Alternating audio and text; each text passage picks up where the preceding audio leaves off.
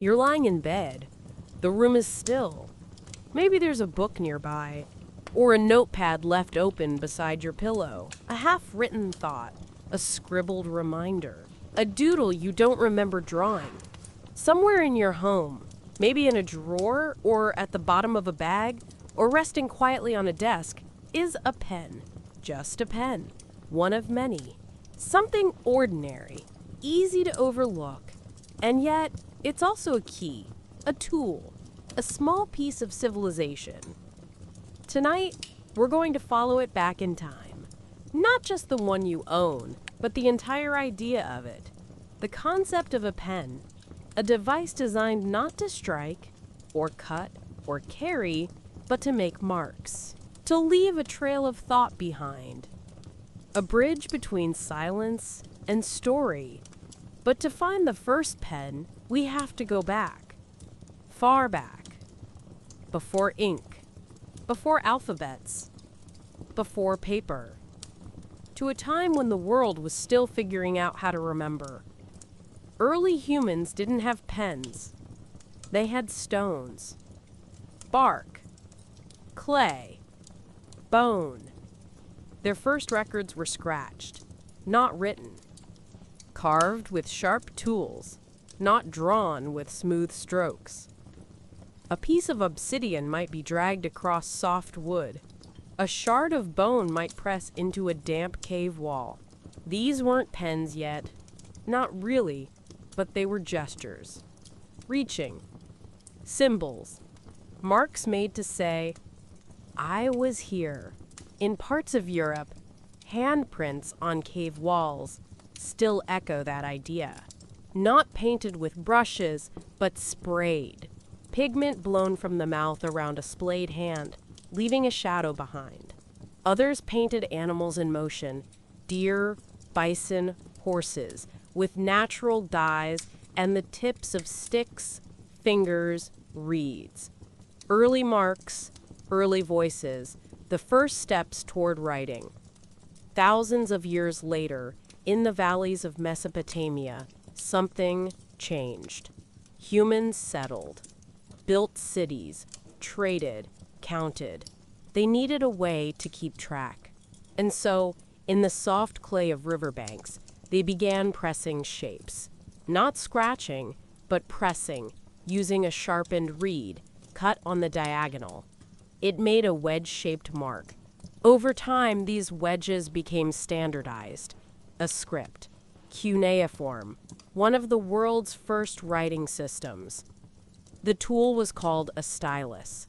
Simple, effective, cut from reed, pressed into damp clay tablets that were left to dry. The stylus wasn't just a tool. It was a revolution, because it let thoughts travel. It recorded trade, births, laws, stories, recipes, names. In ancient Egypt, scribes wrote with reeds too, but in a new way. Rather than pressing, they dipped the ends in ink and drew across papyrus scrolls. These early pens were hollow. They held a little ink in the shaft like a sponge. The script was fluid, artistic. Hieroglyphs danced across the page with grace. Some were ceremonial, others were bureaucratic, but all were written by hand, with care, in long, steady strokes. Ink was made from soot and resin, crushed with water and mixed into cakes. Scribes carried palettes with small wells of color, red for headings, black for body text. Brushes and reed pens alike left thin trails of history behind. In China, around the same time, another tool emerged, the writing brush. Made from bamboo and animal hair, it was soft and supple. It didn't scratch or scrape, it flowed.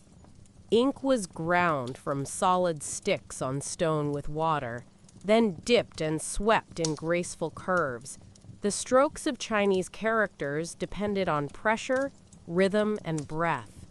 Writing became a form of meditation, not just communication. In Greece and Rome, the stylus returned, this time for wax tablets. The stylus scratched temporary notes into wax, like an erasable notebook. For more permanent writing, they used reed pens dipped in ink and drawn across parchment or papyrus. A scribe's desk was a quiet, deliberate place. Each word took time, each sentence a decision. By this point, the pen had become something recognizable, not just a stick, not just a tool, but a companion to language. And yet, it was still fragile. Ink dried quickly. Pens needed constant trimming. Surfaces varied. Mistakes couldn't be easily fixed. Writing was slow, careful, sacred, and the world was about to enter a new age, one that would demand faster, sharper, more reliable tools. But for now, in the candlelit corners of ancient libraries and sunlit courtyards of distant cities, the first pens wrote the first lines of what would become everything. The candle flickers. The air is cool. You're in a stone room now, quiet and cloistered. Somewhere in medieval Europe, shelves of parchment line the walls. The smell of ink and wax lingers in the air. A monk sits bent over a desk, motionless, except for the slow, deliberate movement of his hand. He is holding a quill. The quill, a feather, pulled from a goose or swan, cut and shaped to a perfect point, was the pen of the Middle Ages. It replaced the reed. It flexed with pressure. It held a little more ink, and with it words flowed across parchment like footprints on snow. But it wasn't easy to make. First, you plucked the feather. Then you hardened it by soaking it in water, then heating it gently in hot sand. The tip was carved with a small knife, angled just so. A slit allowed ink to flow. Too wide, and it blotted. Too narrow, and it scratched. A good quill didn't last long, maybe a few pages. Then you had to sharpen it again. Monks kept knives at their side, not for defense, but for shaping. They carried ink in small pots made of horn or bone. Some had little trays with grooves. Others built desks with tiny drawers for pigments, gold leaf, and tools. This wasn't casual writing. It was a ritual.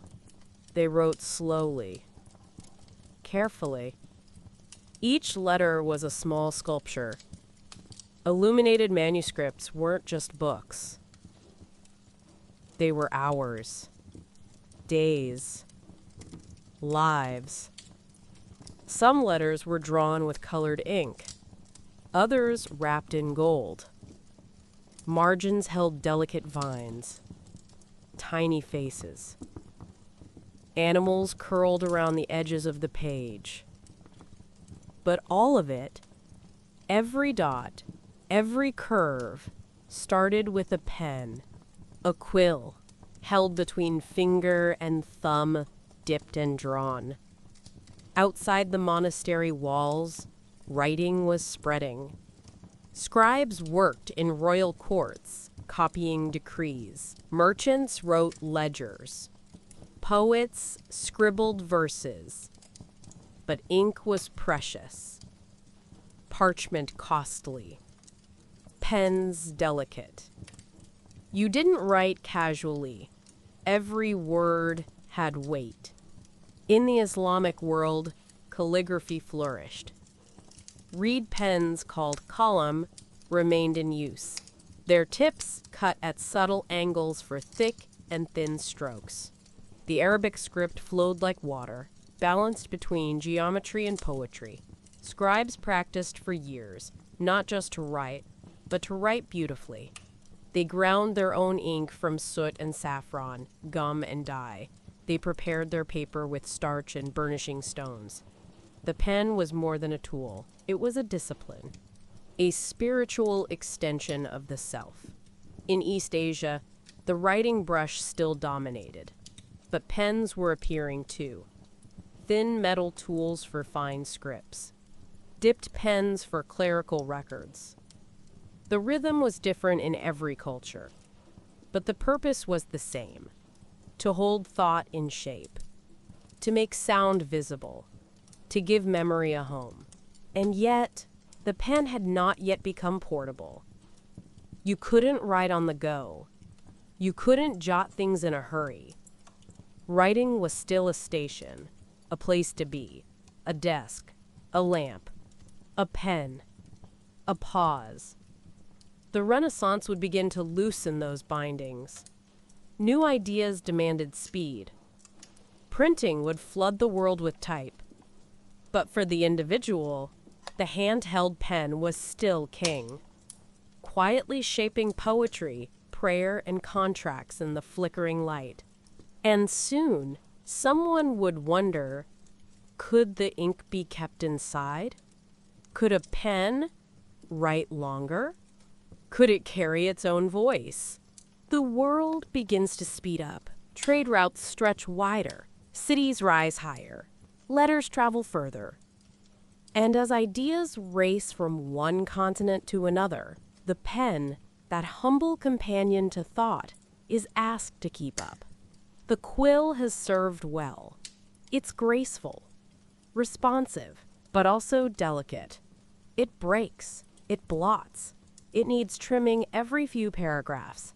And with every letter, the writer must pause, dip the pen, shake off the excess, press carefully. It's a rhythm as much as a ritual. But for those who write often, it's also a frustration. So tinkerers begin to experiment. What if the nib could be made from metal? Something stronger, more durable, no trimming, just polish and shape. In the 1700s, they try. Early nibs are cut from brass, then later from steel. They're small, shiny, slotted in the middle like quills, but springier, harder. It takes years, decades even, to make them smooth enough not to tear paper, to temper the steel so it bends, not breaks. But once it works, it changes everything. You no longer need feathers, just a holder, a nib, a bottle of ink. And suddenly, writing feels steadier, more consistent, less fragile. The nib wears down slowly, not in minutes, but in weeks. Metal doesn't flake, doesn't split, doesn't need a knife always at the ready. These pens are called dip pens. Still dipped in ink, yes, but cleaner, faster, more precise. Schools adopt them. Businesses, government offices. Letter writing blooms. Newspapers swell with correspondence columns. People write not just because they must, but because they can. And yet, it's still not enough. The ink still runs out. You still have to stop. Dip. Wait, hope it doesn't spill. Hope it doesn't stain. So the question becomes louder. Can we put the ink inside the pen? That dream had been whispered for centuries. Leonardo da Vinci sketched something like it in the 1500s, a hollow chamber to hold ink, feeding the tip from within. But making it work was another story. Ink is fickle. It dries, it leaks, it clogs, and the pen must deliver it in just the right amount. Not too fast, or it floods. Not too slow, or it skips. The solution takes time and a little courage. By the early 1800s, inventors try again. They build pens with small reservoirs inside eyedropper pens, where ink is sucked into the barrel and held until needed. Gravity helps, so does capillary action. But the design is delicate. If the seal isn't perfect, the ink leaks into your hand, or pocket, or letter. And so, the fountain pen is born. At first, it's temperamental, but it's progress. The nib is still metal, still familiar. But now, you can write pages without stopping. The pen becomes a container, not just a conduit. Writers celebrate.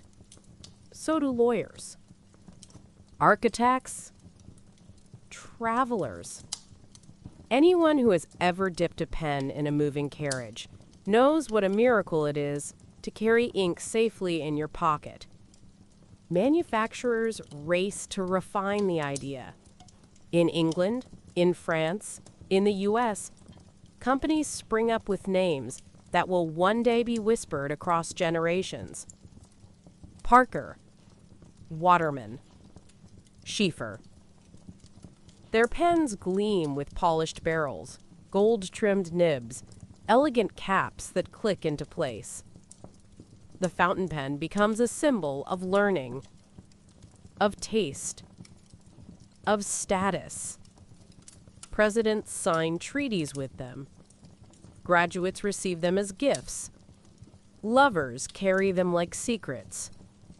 A pen in your coat means you're ready to write, ready to say something that matters. And though these early pens still require care, cleaning, refilling, gentle hands, they are beloved. Because for the first time in history, the pen is truly portable. You don't just bring your words, you carry the ink with you. By the early 1900s, the pen had found its stride, not just as a tool, but as an object of pride, of elegance, of identity.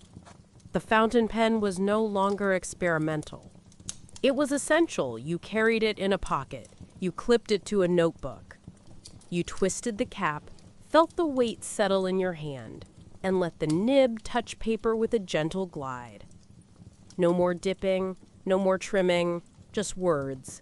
Fluid, ready, yours. This was the golden age of handwriting, of correspondence, of long letters and short signatures. A time when people didn't just write, they practiced their penmanship. A time when a pen wasn't just a utensil, it was a companion. Schools taught cursive with care. Loops, stems, uniform slants. Teachers hovered with sharp eyes and red ink. Students filled pages with drills, tracing the same graceful curves over and over. There was a rhythm to it, a calm, a sense that writing wasn't just communication. It was craftsmanship. The pens themselves reflected that. They came in cases, wrapped in cloth, engraved with names. Some had gold nibs, chosen not for vanity, but for their soft flexibility. Others had inlaid designs, mother of pearl, lacquer, marbled resin. You didn't borrow someone else's fountain pen lightly. It was personal, like borrowing their voice. Refilling was a ritual. Some pens used eyedroppers. Others had little levers or twistable pistons. You dipped the nib into a bottle, turned the mechanism, and watched the ink rise.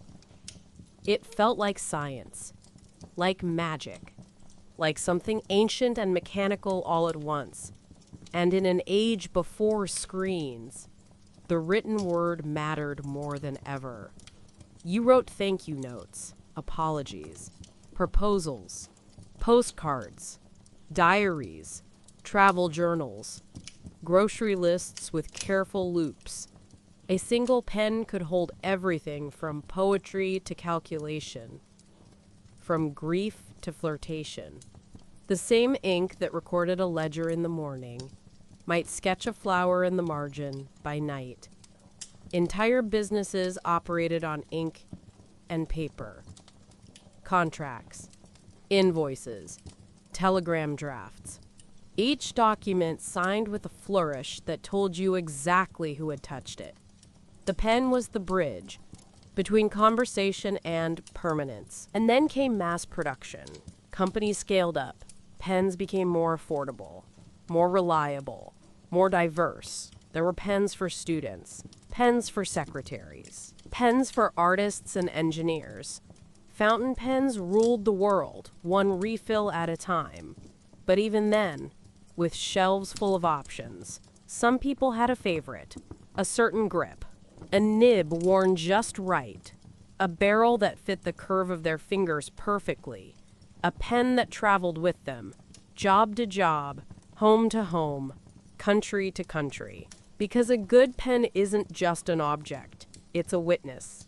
It sees what you write when no one else is watching. It stutters when your hand trembles. It speeds up when your thoughts do. It scratches in the margins when you're distracted. It pauses when you don't know what to say. A good pen remembers. And during this golden age, the world began to feel smaller. Letters traveled faster. News spread wider. But through it all, the pen stayed close. In a shirt pocket. In a drawer. On a bedside table, resting beside a half-written thought. It was still fragile, still imperfect, but it was ready. Until quietly, something new began to stir.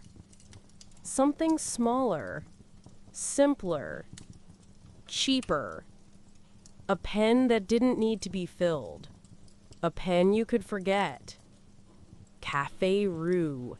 It started without much ceremony. No fanfare, no gold nib, no lacquered box. Just a small plastic tube with a tiny metal ball at the tip and ink that flowed without pause. No refilling, no blotting, no mess. It was simple, cheap, and almost silent in its arrival. This was the ballpoint pen, the pen that would quietly take over the world. The idea had been floating around since the late 1800s. Several inventors had tried, with varying success, to create a pen that rolled ink onto paper using a small ball bearing. The goal was elegant, a pen that didn't need dipping or careful angling, one that simply worked. But early versions were clumsy. Ink dried too quickly, or not fast enough. The ball stuck. The ink smeared. Frustration outweighed convenience. So the dream sat for a while, waiting. Then, in the 1930s, it found new life in a newspaper office in Hungary. Laszlo Biro, a journalist tired of smudged copy and leaking fountain pens, had an idea. He noticed that newspaper ink dried quickly and didn't smear. What if that ink could be used in a pen? With help from his brother Georgi, a chemist, he designed a new type of pen, one that used thicker, fast-drying ink and a tiny rotating ball to deliver it. In 1938, the Biro brothers patented their design. It caught the attention of the British government, who saw its potential, especially for air crews during World War II. Traditional fountain pens tended to leak at high altitudes, but Biro's pen, it worked. No leakage, no fiddling, just smooth, instant writing. Pilots could write in the air without interruption. After the war, the idea spread fast. In the United States, companies raced to bring ballpoint pens to market. One of the most iconic would be the Bic Cristal, launched in 1950 by Marcel Bitch. It was cheap, durable, disposable. It had a clear barrel so you could see the ink. A simple cap, no frills, but it worked every time. It didn't pretend to be elegant. It wasn't romantic, but it became the most widely used pen in history. The ballpoint democratized writing. Suddenly, anyone could write. Easily, affordably. A pen cost pennies. You didn't need to learn how to refill it. You didn't need to polish or store it carefully. It worked on napkins, receipts, envelopes, and walls. You tossed it into a bag, left it in a drawer, forgot it in your car. And when it ran out, you got another. This wasn't the end of fountain pens, but it was a shift. People who had once carried pens with pride now carried them out of habit. Writing became faster, less deliberate, notes got scribbled, lists shortened. The pen's purpose changed. Not less important, just less ceremonial. But in that shift, something else bloomed. The ballpoint pen became a quiet witness to everyday life. It signed job applications, love notes, tax forms. It doodled in the margins of math homework. It scratched phone numbers on pizza boxes. It recorded dreams in journals, crossed out names, signed receipts in fluorescent-lit stores. It filled grocery lists, wrote apologies, and circled things in the classifieds. You may not remember your first ballpoint, but you've had hundreds since. Some you borrowed and forgot to return. Some you bought in 10 packs and used until the ink sputtered. Some clicked, some twisted, some chewed at the end. Some inked your pocket, but they all worked, day after day, without fanfare. A ballpoint pen doesn't ask for attention, it doesn't brag, it just shows up. Again and again. And that quiet reliability is part of its magic. By now, pens are everywhere, in schools, in pockets, in drawers full of rubber bands and old receipts. The world has embraced them for convenience, for function, for the simple joy of ink on paper. But even the most ordinary tools sometimes face extraordinary challenges. And one of those came with gravity, or the lack of it. In the early days of spaceflight, both American and Soviet astronauts packed carefully. Food, clothing, oxygen, and yes, something to write with. They needed to take notes, log system readings, communicate by hand if the electronics failed. And at first, the solution was pencils. Simple, familiar, lightweight. But pencils weren't perfect. In zero gravity, a broken tip floats. Graphite shavings drift into the air. Tiny splinters of wood can find their way into sensitive equipment. Worse, graphite is conductive and flammable. In an oxygen-rich cabin, even the smallest spark can be dangerous. So pencils, once so practical, suddenly became a risk. The need was clear, a writing instrument that worked in space. And not just in zero gravity. It had to survive pressure changes, wild temperature swings, vibration, and moisture. It couldn't dry out.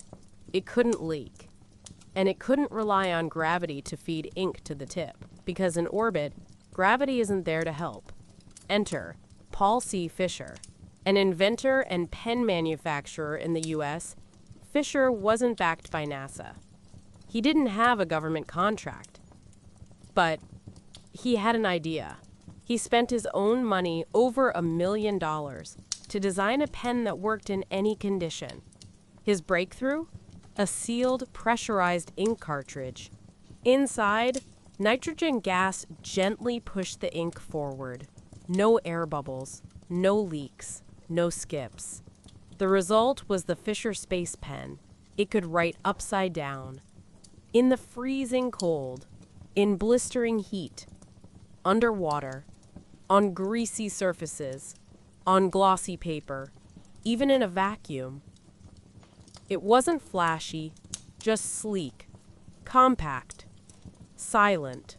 NASA tested it, and in 1967, they approved it for use aboard space missions. The Soviets soon followed. Both programs adopted the same pen, not because of politics, but because it worked. It still does. To this day, astronauts on the International Space Station carry a small silver pen that can write quietly while floating beside them. And back on Earth, the Fisher Space Pen became a kind of legend. It was sold in gift shops, given as tokens of appreciation, slipped into Christmas stockings with tiny instruction manuals, a symbol of practicality, of human problem solving. of reaching for the stars and still remembering to bring a pen. But it also did something more subtle. It reminded us that even something as simple as writing, something so mundane and everyday, isn't guaranteed. That in new environments, with new challenges, we have to reinvent even our oldest tools. The pen, once made of reeds and feathers, now floated in orbit. It didn't need gravity, or a desk, or even a writer with 2 feet on the ground. It just needed someone with something to say. Back on Earth, the pen continued to change, not all at once, not dramatically, but in small, quiet steps, like a well-worn tool that just kept getting better. More colors, smoother ink, little more comfort, little less effort. The ballpoint still ruled daily life, in schools, offices, mailrooms, pockets, but a new kind of pen began to appear beside it, the gel pen.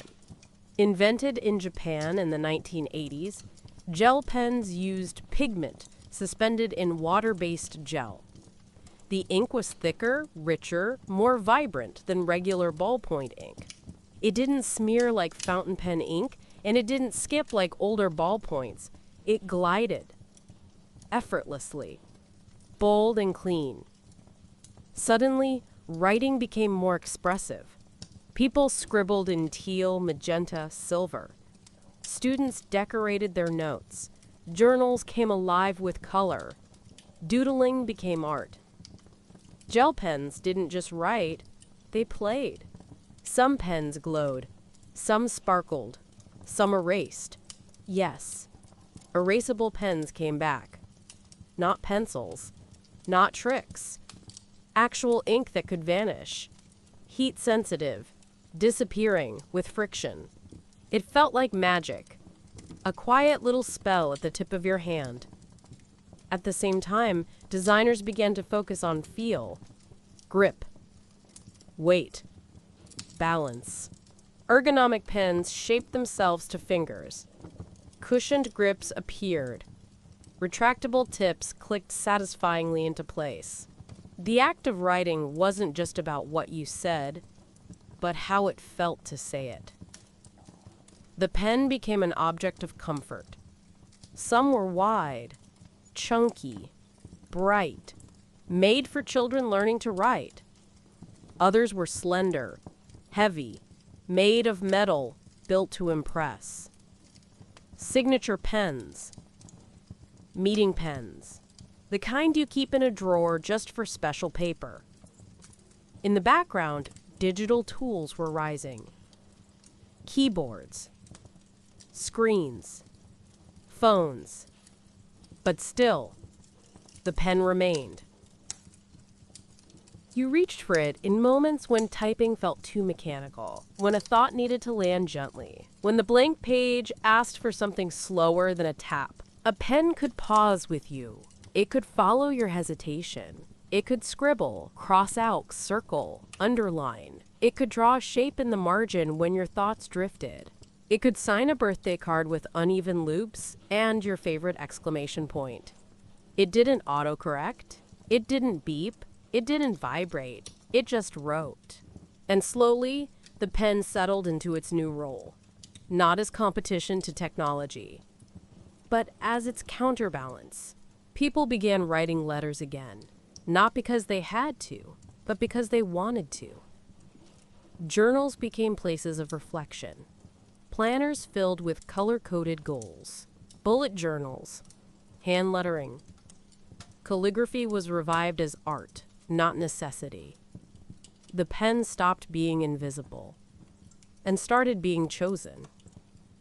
You picked one with care, a certain ink, a certain weight. Maybe a soft click when it opened. Maybe a loop on the cap that hooked onto your notebook like a promise. And even when you weren't writing, the pen waited. In a pencil cup, in a drawer, in the bottom of your bag with lint and receipts. Familiar, ready, patient.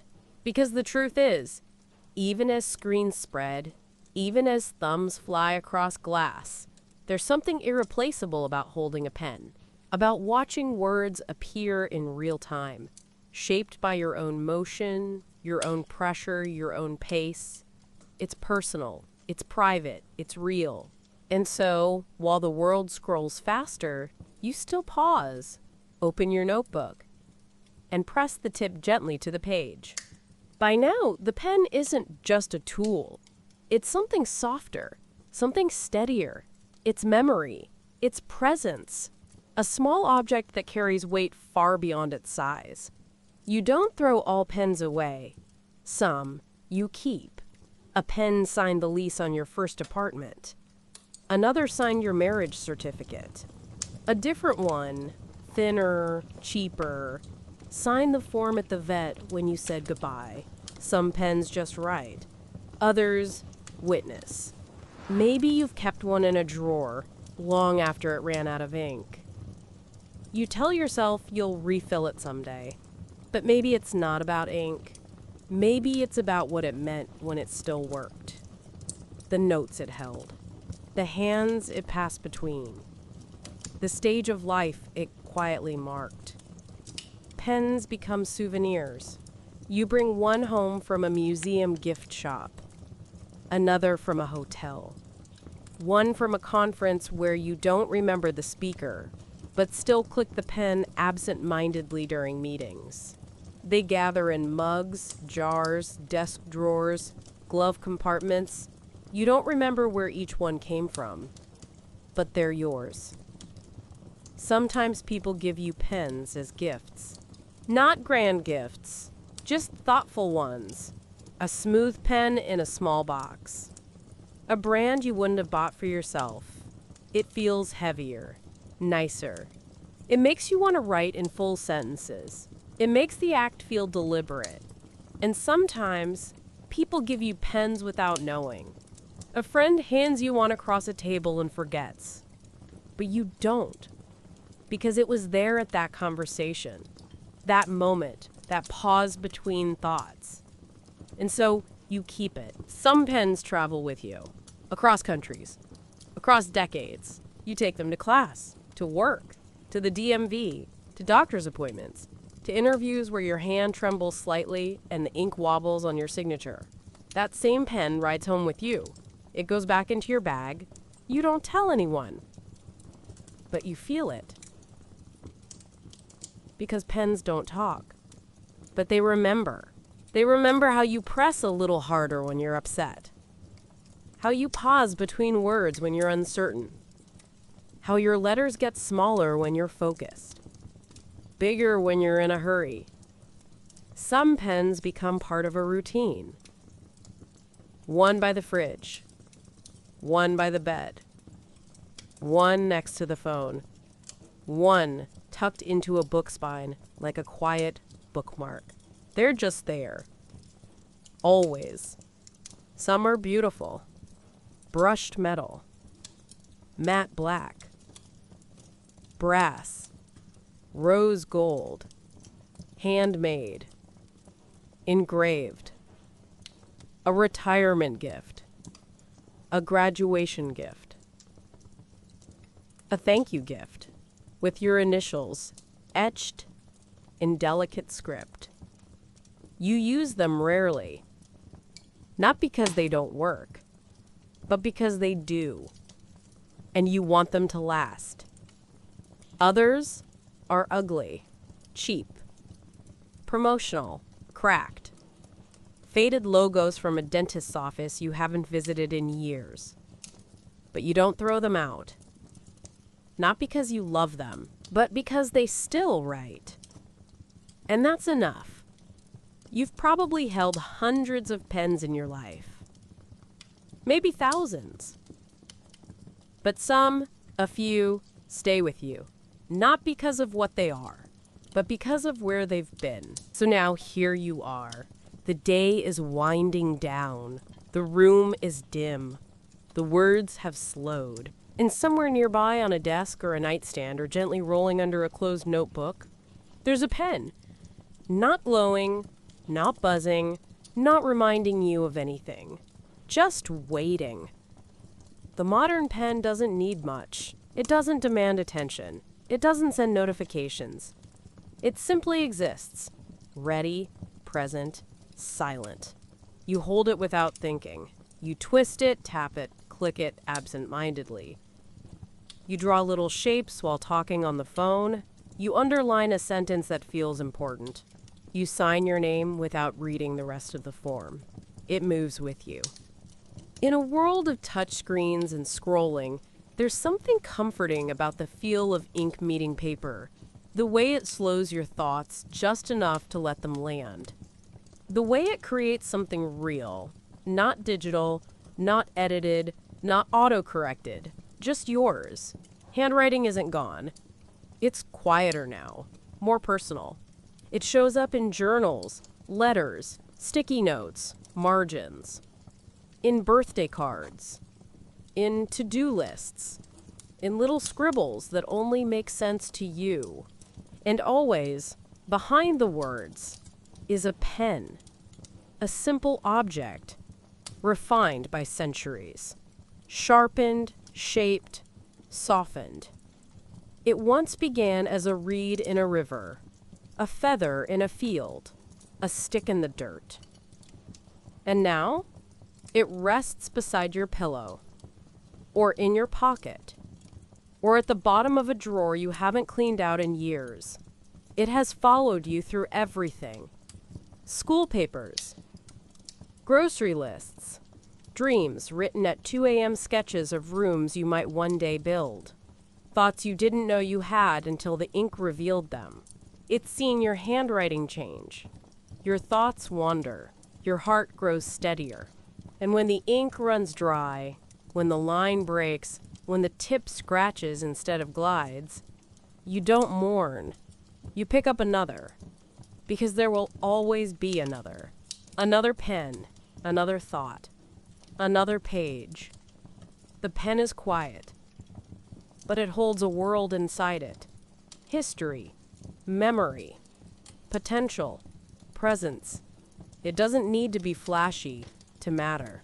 It just needs to be there. And it is. Resting now, like you, still, ready, waiting for your next word.